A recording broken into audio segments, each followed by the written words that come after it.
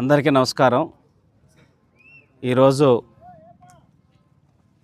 మనం పరమసముద్రం చెరువు దగ్గర ఉన్నాం. ఇక్కడ చంద్రబాబు నాయుడు గారు హంద్రీనీవా ద్వారా నీళ్లు తీసుకొచ్చి అన్ని చెరువులు నింపే కార్యక్రమాన్ని ప్రారంభించారు. అయితే నీరు నిండిన చెరువులను చూసి ఉత్సాహంతో ప్రజలు అందరూ చూడటానికి రావటం వరకు బాగుంది.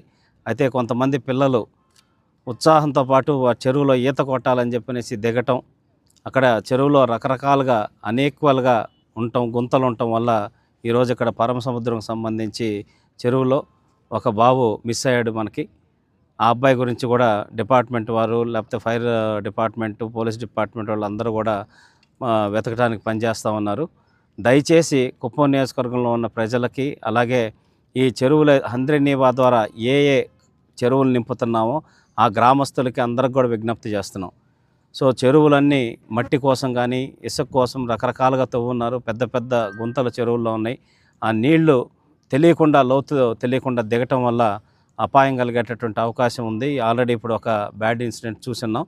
కాబట్టి దయచేసి ఆ గ్రామస్తులు, పెద్దలు అందరూ కూడా, మీరందరూ పిల్లలు ఎవరు అక్కడికి పోకుండా, పెద్దలు కూడా ఎక్కడంటే అక్కడ లోతు తెలియకుండా చెరువుల్లో దిగేటటువంటి కార్యక్రమం కూడా ఏది చేయొద్దని, తగు జాగ్రత్తలు తీసుకొని మనం కుప్పం నియోజకవర్గంలో ఒక